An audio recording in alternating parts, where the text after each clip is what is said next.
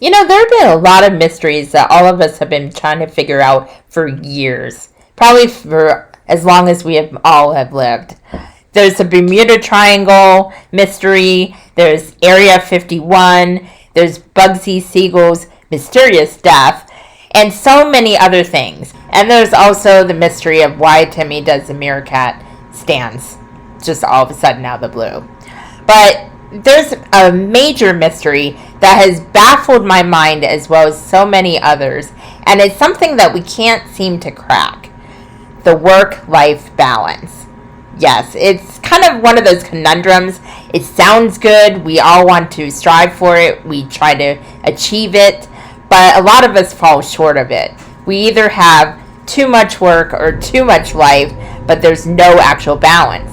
And if we achieve it, we can't seem to maintain it. Now you're probably asking me, oh, did you achieve the work-life balance? No, that's affirmative no. But I have been figuring out a few things that have been working for me and is setting me in the right path to that balance that we all crave. So in this video, I'm going to share those pointers with you in hopes that it will help you realign on your own path and maybe give you a little more peace of mind that you are actually balancing that work-life dynamic. So let's get into it.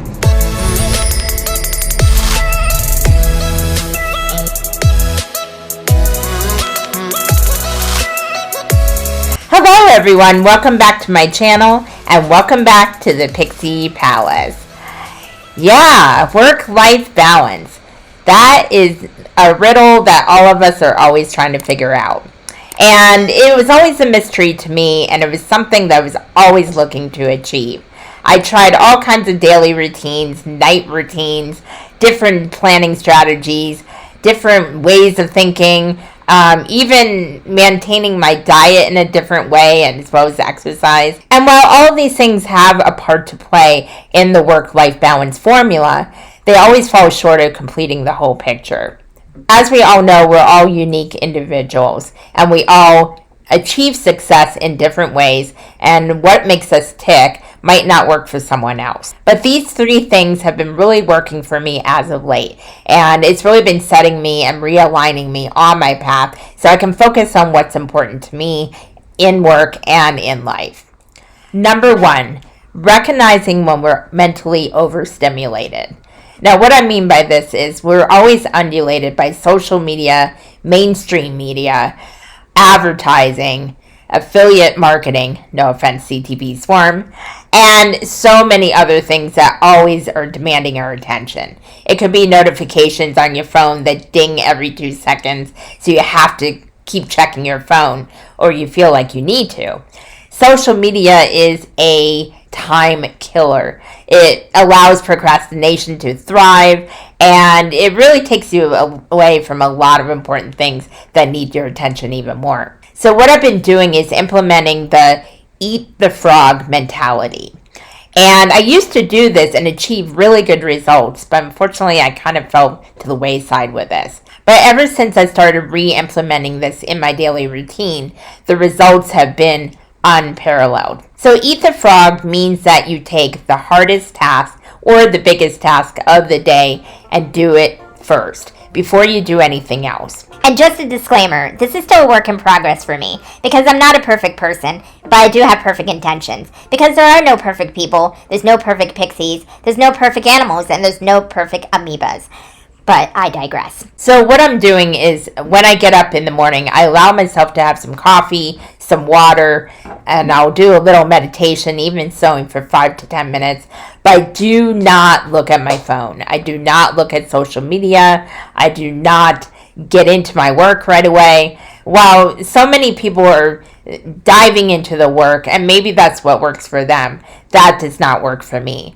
I need a little time to wake my brain up, really be in the present moment, and really just be reflective and mindful about my day. This really sets me on the right path to bigger things and to accomplishing the tasks I want to do.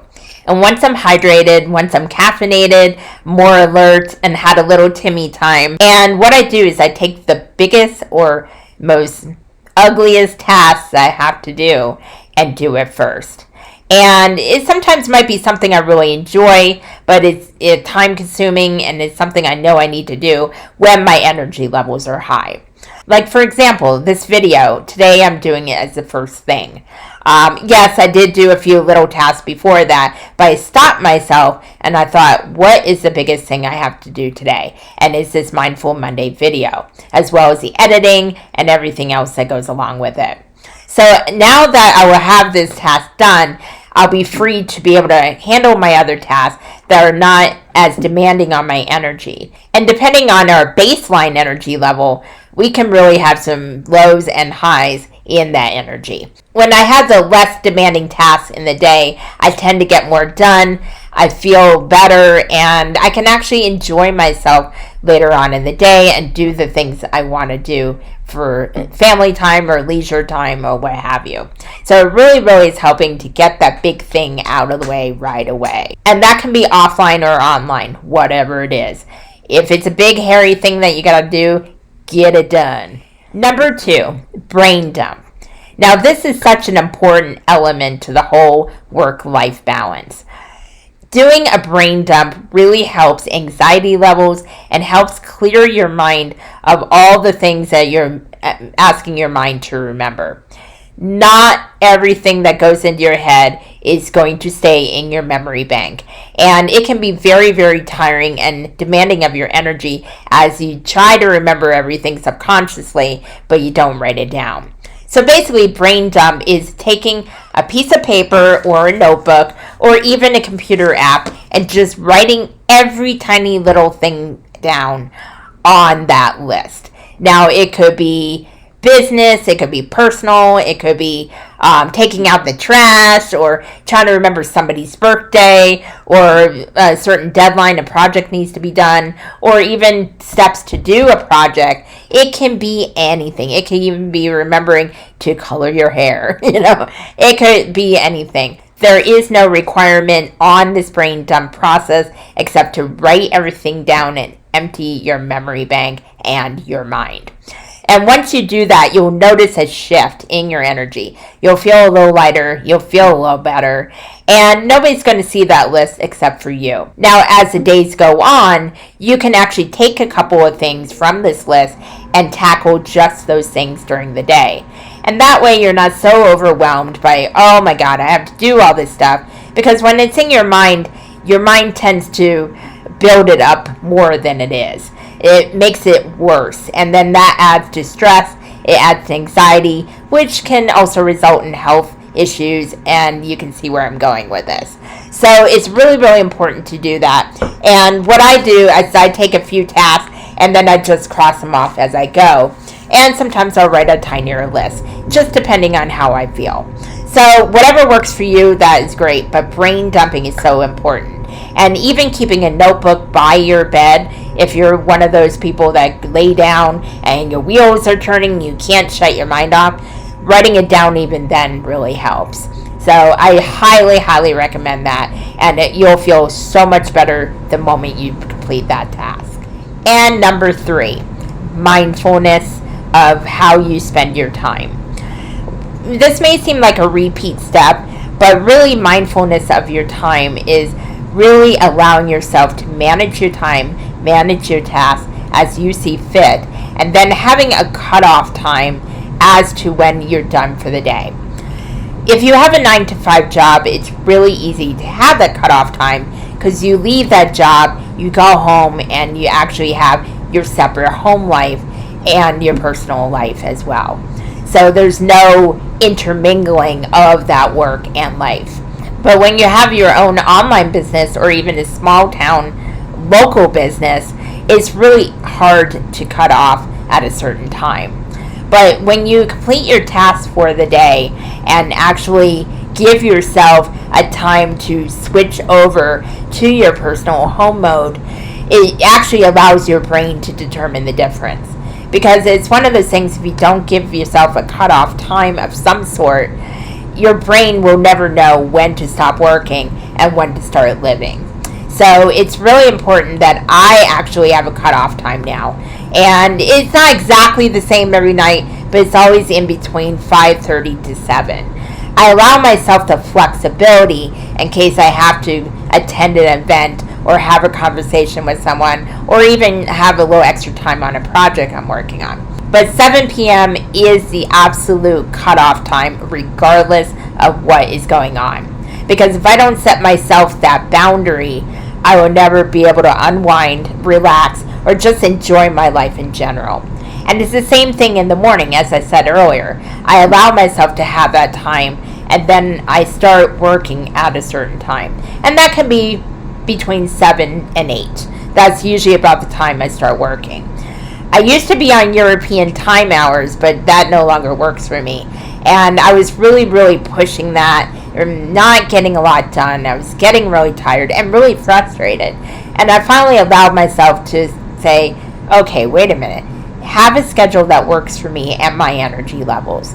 And throughout the day, I allow myself to take breaks, take a moment to enjoy something, and then I come back to my work. But now I'm more focused and more aligned with what I have to do for that day. And whatever tasks I pick, I don't worry about anything else except those tasks. So it's really important that we give ourselves boundaries and have an actual life, even if it's just watching Netflix with your cat. So, all in all, these are just a couple of tips. There's so many more tips out there, but I do highly recommend that you read the book or hear the audio version of Eat the Frog by Brian Tracy.